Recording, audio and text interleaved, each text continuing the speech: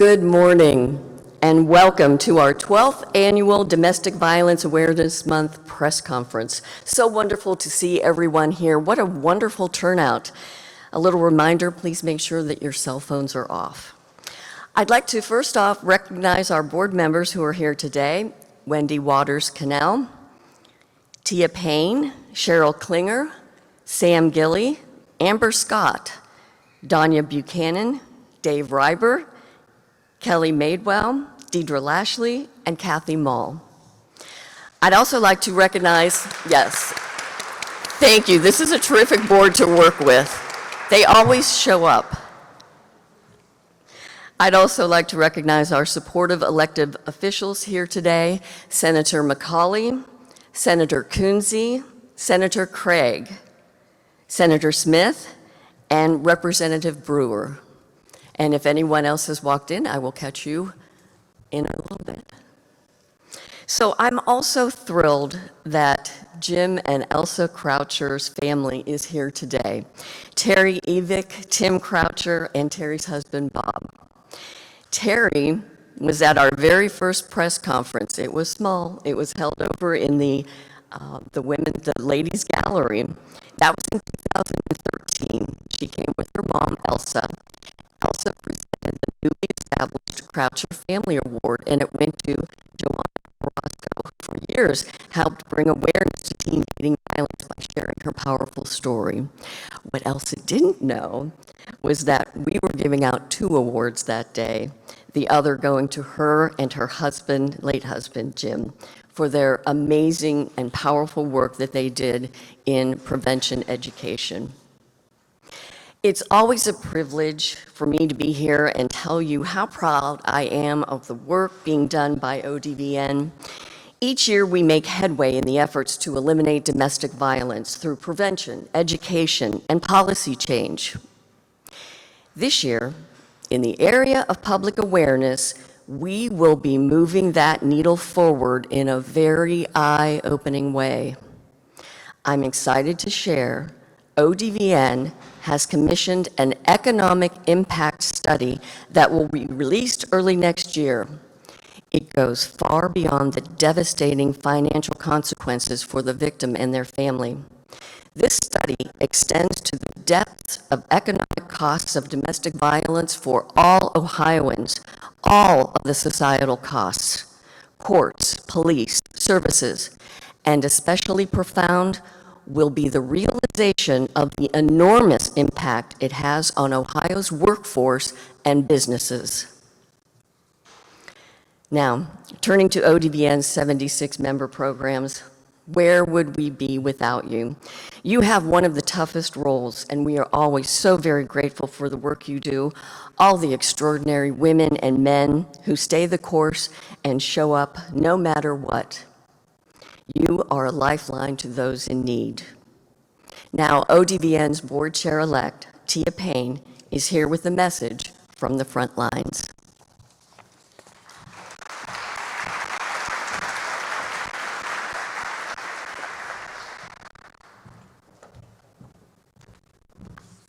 Good morning, everyone. I would just like to say, because I heard her mention the Croucher family, and when I first began in the field as a youth advocate, one of my roles was the Tina Project coordinator. And so I actually had the privilege of going around to schools in Summit and Medina counties and talking about teen domestic violence, because I was actually 1 in 3.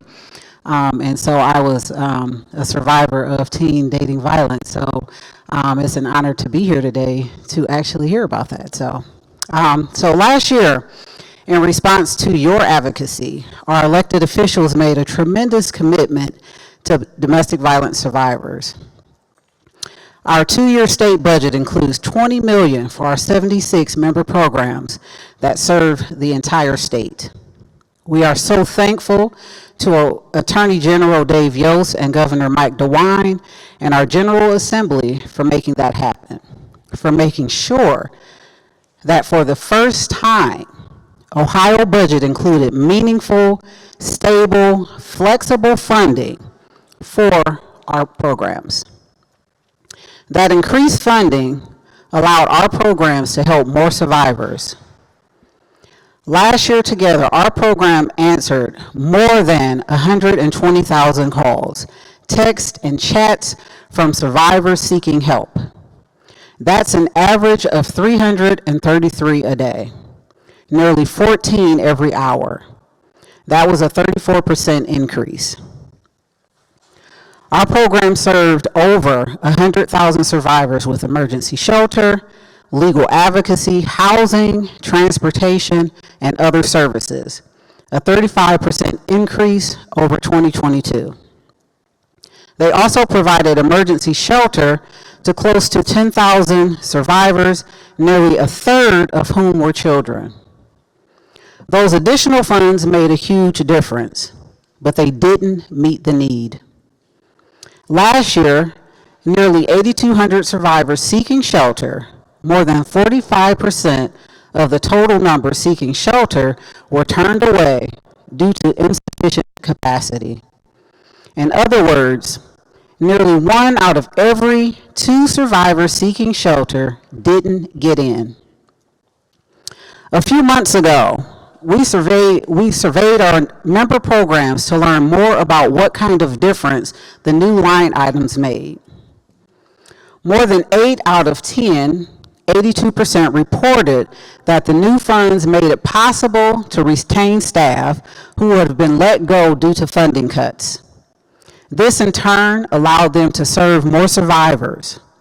For example, a program in Northeast Ohio reported that they provided over 2,200 bed nights to care for the first half of 2024, almost as many as the total number served alone in 2023.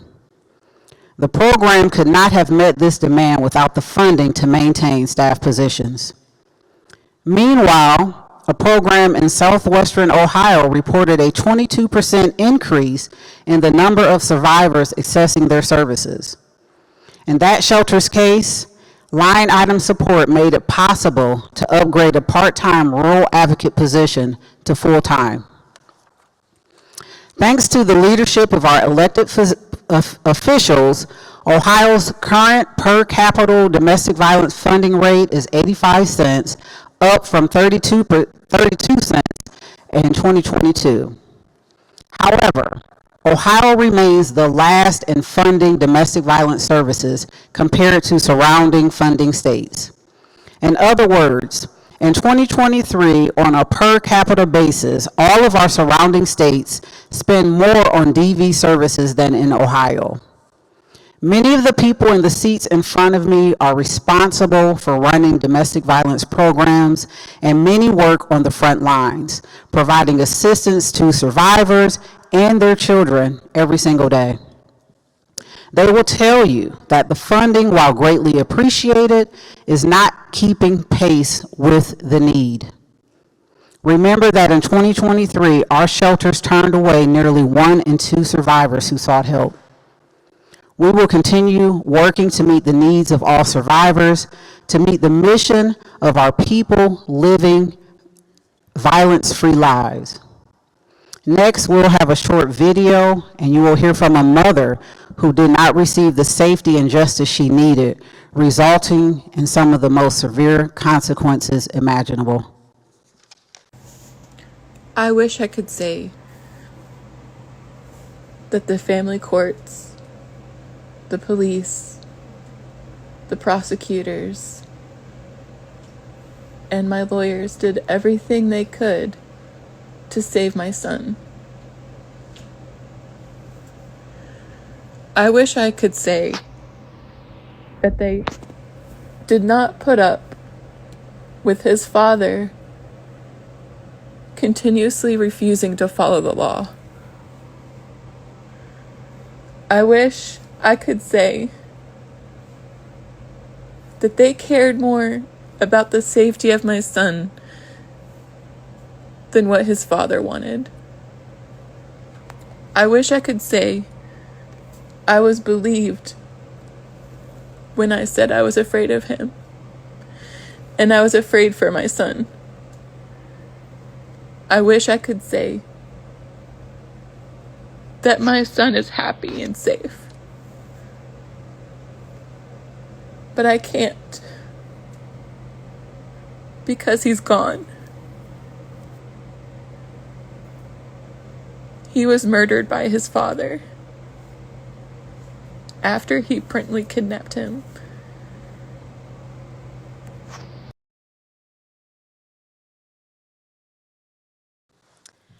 And I wish I could say that the pain that this mother, who has displayed extraordinary courage in sharing her story, and who is actually here with us this morning, but has requested that we respect her privacy as she grapples with this grief. I wish that her pain that she shares with more than a dozen other Ohio mothers this year alone had been prevented. But we're here this morning to face the sad truth that a startling number of intimate partner violence-related homicides continues to occur in Ohio every year. Good morning. I'm Lisa DeGeeter, and my work at ODVN includes compiling and analyzing the fatality data each year. So it's an honor and a privilege to be here with all of you this morning in community to reflect on these lives lost and to contemplate the enormity of the challenges that survivors face when their abuser's violence becomes lethal. The numbers in this year's report are largely consistent with prior years. The data in this, our 9th annual fatality report, was collected from incidents that occurred between July 1st, 2023 and June 30th of this year, so it's the state fiscal year. And we compile this data from media reports and from our local partners and state programs, or state partners, and we cross-reference it with the gun violence archives, police reports, court records, and other public sources of information. And this year, we've collected a total of 114 intimate partner-related fatalities, a slight increase from last year's total. For the past 3 years, we have been able to say that no law enforcement officers in Ohio were killed in the line of duty responding to a DV call. We've had officers shot every year, but for the past 3, they've all survived their injuries. We cannot say that again this year. 7 law enforcement officers in Ohio and 1 police dog were shot last year. Fortunately, 6 of those officers and the canine were injured but survived. However, 1 officer did lose his life. And we would like to recognize Scott Miller, the chief of police in Euclid, Ohio, and the other officers who are here with him from Euclid PD, and State Senator Kent Smith, who represents the area, and acknowledge the loss of Officer Jacob Durbin, who was 23 years old and only on the force for 10 months when he gave his life, saving a terrified victim. Each year when we prepare this information, we look for trends, and we continue to see the rates of death from strangulation and traumatic brain injury rise. A quarter of the primary victims in this year's report died quite literally in the hands of their offenders. And gun violence continues to claim more than 2/3 of the total lives lost. The number of pregnant women murdered this year was also concerning. 5 expectant mothers were killed by the fathers of their babies. And there were attempts to kill at least 3 other pregnant women. In 2 of those instances, resulted in the death of a third party who intervened to protect the mother-to-be. And the third case resulted in the death of the would-be killer as he attempted to elude police. We did find some comfort in the reduction of the number of child and teen deaths, down to 15 from a record high of 22. But that seems ridiculous to say because 15 is still far too many. 6 of the teens who were killed were actually primary victims themselves. It was a person they were dating or had dated who took their lives. And 5 of those killers were teens themselves. The youngest, just 14. Of the remaining 9 children murdered, 1 was a teen boy who was killed while he was staying at a friend's house. He was quite literally caught in the crossfire when his friend's parent was murdered. And that friend was there present to witness the deaths of both his mother and his friend. Another teen was killed when she attempted to intervene and protect her sister when the sister's boyfriend was trying to break into their home. The remaining 7 deceased children, including Leo, the little boy you saw in the video, were killed by a parent, step-parent, or a parent's partner. And further information about that especially horrific case are detailed on the back of the fatality report. But it doesn't end there. The number of children who witnessed a parent's murder who've been left without a caregiver are heartbreaking. 33 children in Ohio were at the scene of a parent's homicide, and at least 79 minor children lost a parent, and at least another 51 lost a grandparent in an IPV-related fatality.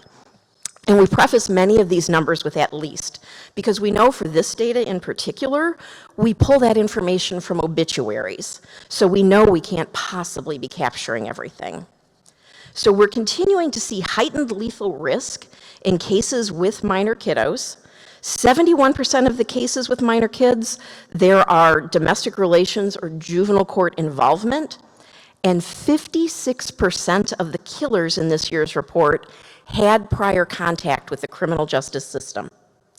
So we continue to see victims, particularly victims who are parents, reach out for help in both the criminal and civil justice systems and not receive what they need to protect their kids or save their own lives. But we also know that numbers alone don't tell this story. Data doesn't die, people do. And every year we grapple with how to put a human face on all of these facts and figures while respecting the privacy of those still grieving. So we put together some details about every last fatality, and they're on a table over here on the side of the room. And if you take a look, you'll note that we also include the killers, people who've committed suicide or who were stopped as they were attempting to commit homicides. We have them included in the material.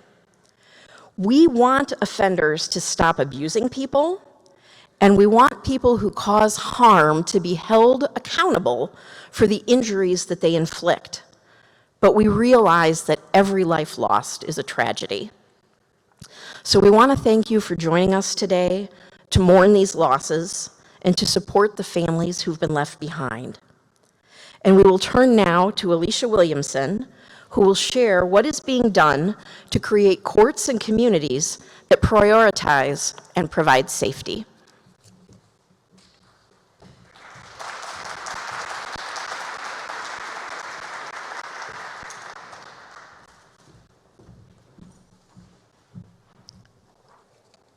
Good morning, everyone.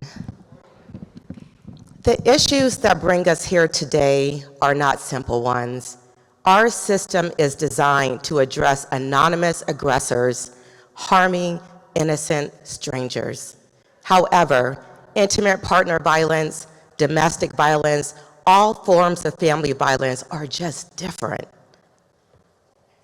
No court can compel someone to love another person and treat them well, nor can it make someone stop loving someone despite the mistreatment they have faced. Many survivors don't wish to end their families. They simply want the abuse to stop. Addressing this reality and creating solutions require complex interdisciplinary work. Many conflicts worsen when families engage with the justice system, and nearly 3/4 of the cases in our fatality count reflect this tragic reality. Yet, Ohio's courts and justice agencies are rising to the challenge, responding with coordinated and innovative approaches to address the complex needs of these families and ultimately save lives. We want to extend our heartfelt gratitude to our partners from the Office of Criminal Justice Services and the Department of Public Safety, as well as the Attorney General's Office, who are both here today. Your dedication to ensuring that shelter, advocacy, and supportive services are available across the state makes a profound difference in the safety and well-being of those in need. We are thrilled to recognize Ohio CASA and celebrate the extension of their groundbreaking project, providing advanced training to domestic violence and family violence to guardians ad litem for another 3 years. Kudos to you all. We look forward to continuing the impactful partnership that is shaping the future of child advocacy here in Ohio. We are also deeply grateful to our partners in the child support system who are working to make the entire process safer, not just for survivors, but for all Ohioans. Your unwavering commitment to survivor and child safety inspires us every single day.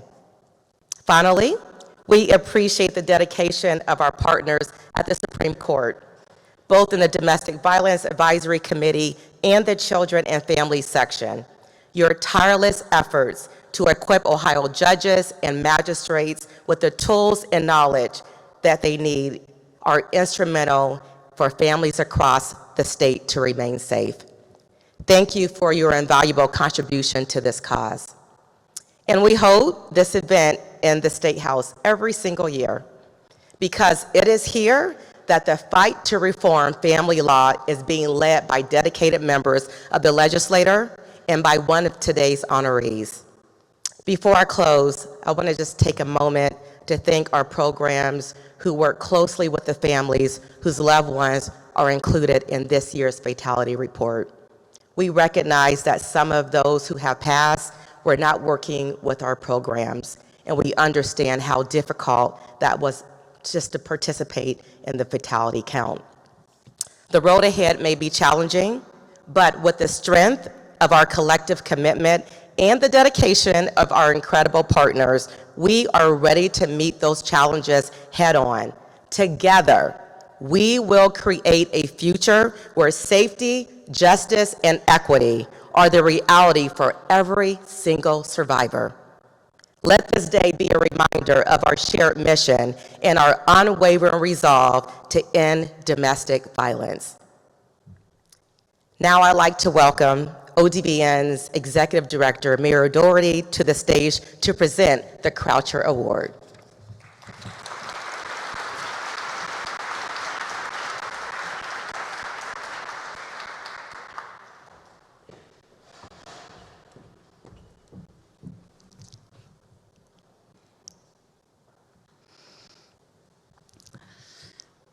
A highlight of our event is giving the Croucher Family Award for Outstanding Leadership to noteworthy individuals who have made extraordinary contributions to our field.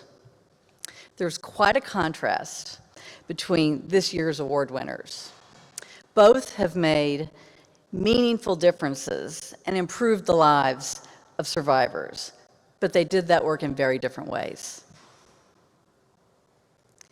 The Honorable Denise Herman McCauley has spent the better part of her year making family court a better place for domestic violence survivors.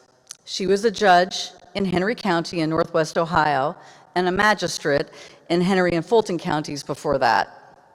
She's led numerous judicial and legal professional groups, including serving as president of the Association of Family and Conciliation Courts, an international group of professionals behind the most important reforms in family law.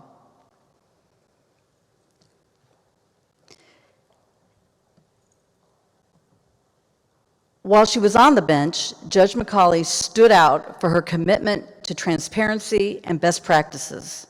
To that end, in 2010, she even invited evaluators into her courtroom so they could examine how well her court considered the impact of domestic violence when resolving child custody cases.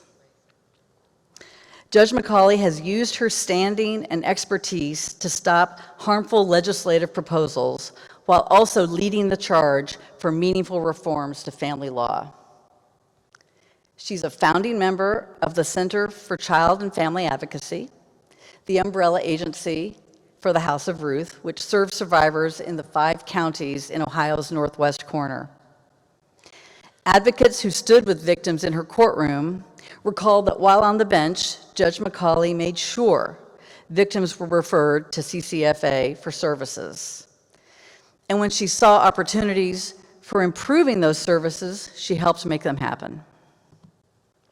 CCFA's supervised visitation program is just one example. More recently, Judge McCauley was the force behind the addition of a custody evaluator program. CCFA's executive director, Roberta Mack, told me Judge McCauley, quote, understands our services, connects us to the right people, and collaborates with us when opportunities arise. That's why I was really happy last year when she agreed to come back to the board. She just understands our mission. Thank you, Judge McCauley, for continuing to keep the safety and the needs of domestic violence survivors front and center. On behalf of the Ohio Domestic Violence Network, it gives me great pleasure to present you with the Croucher Family Award for Outstanding Leadership.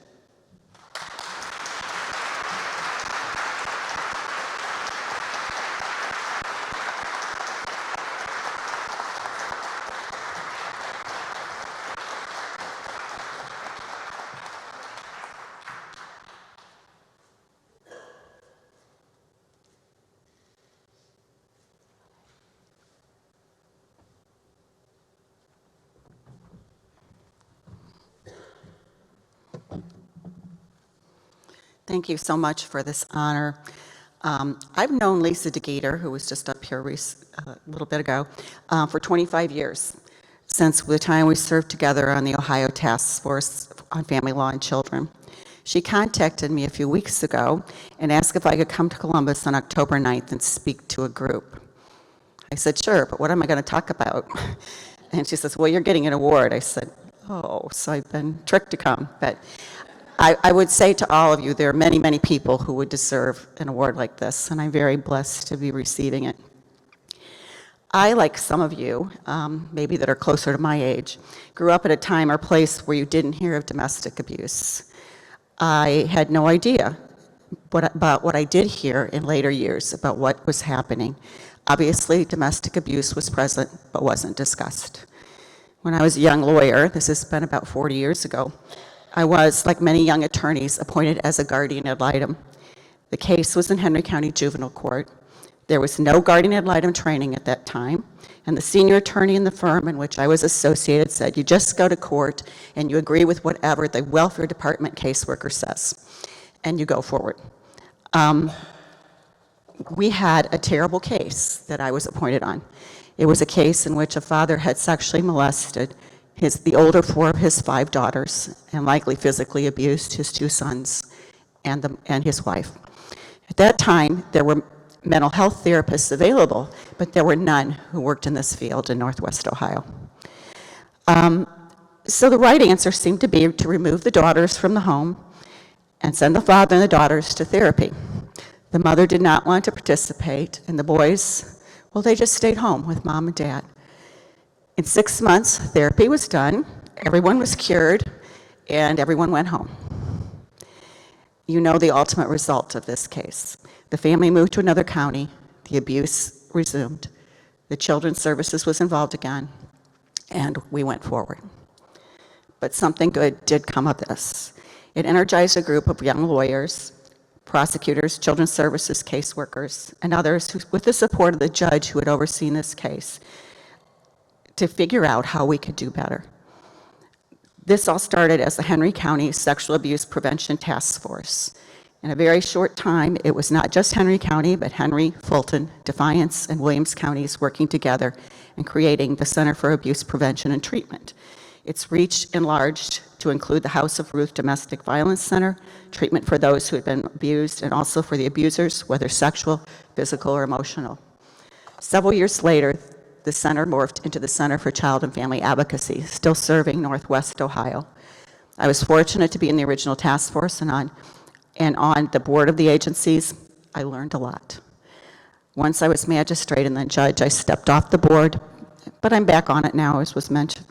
This organization, as many inside our state, illustrate how a few folks working to better what is an awful situation can make a difference.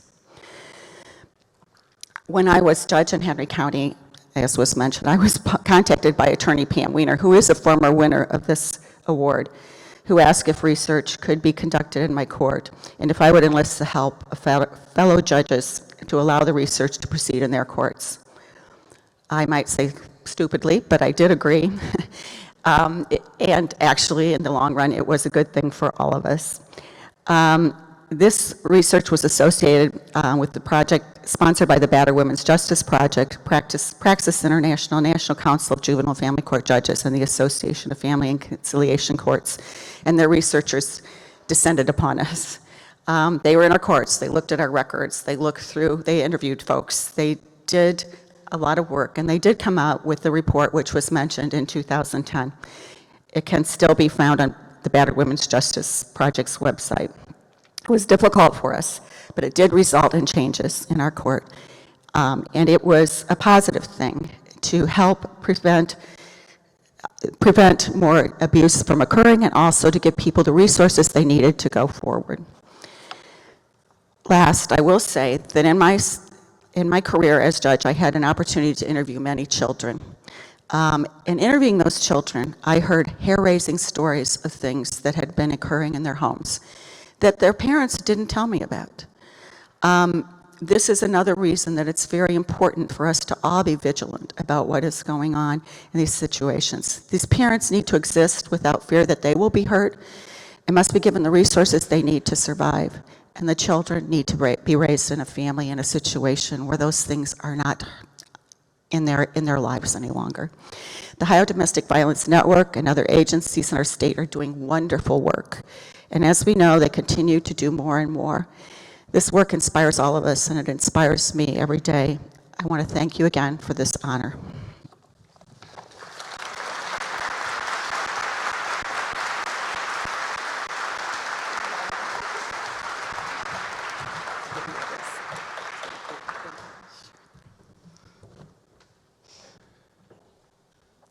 I'm going to need a second here to find my remarks. Okay. I have to say, I'm just amazed at how the work of both of our award winners have done, and I have never felt so good about giving an award as I have done this year. So, while Judge McCauley was toiling away on the bench in Northwest Ohio, C.J. Williams was making things happen at the Ohio Reformatory for Women in Marysville. ORW is Ohio's largest prison for women, and CJ estimates she worked with at least 3,500 survivors of domestic violence and sexual assault during her 12 years there. CJ held 6 classes a week for survivors, but there was always a waiting list. In fact, when she retired last month, about 500 survivors were waiting to enroll in her classes. That so many women wanted her services reflects 2 important and compelling facts. CJ was incredibly good at what she did, and the need for her services was enormous. Research shows that as many as 85% of incarcerated women have experienced some form of abuse. I asked CJ what was different about the survivors she worked with in shelter and the survivors she worked with in prison. She said the stories she heard from survivors at ORW were, quote, so much more horrific than the stories I heard in shelter or on crisis lines, because the survivors in prison had been through so much more. CJ taught women about their own trauma, how their brains, bodies, and hearts were impacted. She told them how they could learn to watch for their trauma responses and triggers, and then how to manage them. She spent a lot of time working one-on-one. She said she tried especially to focus on survivors who were getting ready to leave ORW. She helped them connect with their children and with family members they had lost touch with because she knew having their support was going to be a key to their success after they left. Graduation from CJ's classes were heartwarming events filled with women who talked about their own healing, their insights, and their children.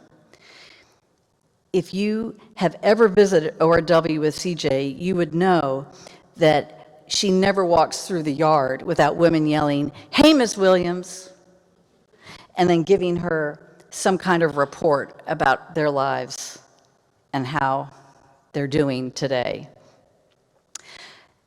Graduations, so she is now signed up to be a volunteer at ORW, which is in keeping with this next journey in her life.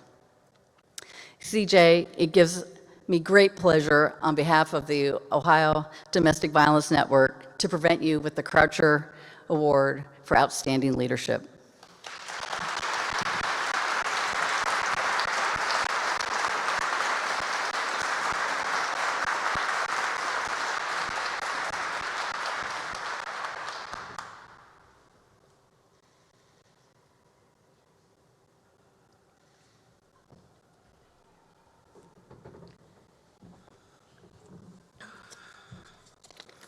Good morning, everyone. This is such an honor. To receive the Croucher Award. I thank Mary and ODVN. The legacy of the Croucher family's work is amazing, and this particular award means so much to me as a survivor. So thank you so much for the work. I'm so grateful to Turning Point and to the Ohio Reformatory for Women to being understanding how important the work is for being inside prisons. I'm sorry, I am so nervous. I speak in front of people all the time, and I'm out of my mind right now. So I'm so grateful for Turning Point and ORW for understanding the importance of domestic violence education and advocacy inside to incarcerated survivors, and allowing me the honor of doing that work over the last 12 years. Turning Point's my peeps from Turning Point are here, and I'm so happy to see them. And CEO Amber Scott is here. The warden Maldonado had tried to get here but wasn't able to this morning. Turning Point and ORW make great partners for doing the work inside. This work is important, and it's going to be continued with my replacement, Marika Johnson, and I'm so excited for her to be there inside and doing the work. I was a teacher, but I think more importantly, I was a student, and I didn't go in understanding that I was going to be a student, but I became one, and I'm so grateful for that. Mary had mentioned what the difference of me working in shelters. I've been a shelter director in 3 different states in my long career of having the honor to do this work. And working inside a women's prison, the main difference was what she had told about the horrific stories and the horrific violence that they had experienced. It's so severe. But the amazing thing is that the resilience is amazing. Their resilience is amazing, and they taught me so much. But they're very much unseen. So incarcerated survivors are just not seen by many. And however they may be unseen, I appreciate this award today lifting me up, because by lifting me up with this award in the process, it's also making incarcerated survivors more visible. And I also want to say, as an advocate and doing frontline work for so many years, there's lots of advocates out there doing the frontline work that this award could go to. And I share it with you all, and I appreciate you all so much for doing that work. It's so hard. And God bless you for doing it. Thank you again to the Croucher family. I'm very grateful to you all. Thank you.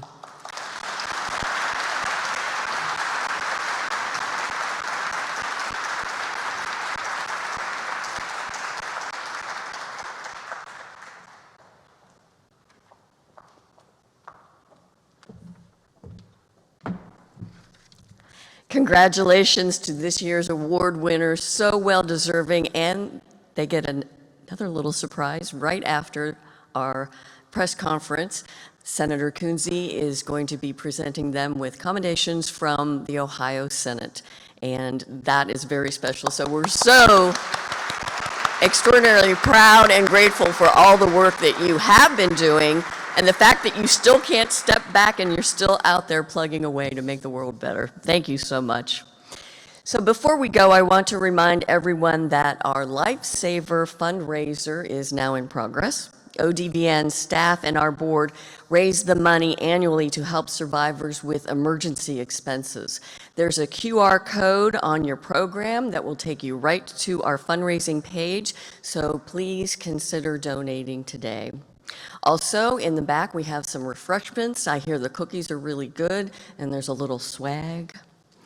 So in closing, thank you to everyone who has a role in the efforts.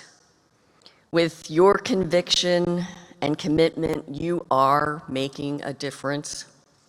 When you stand with us, you are making a difference.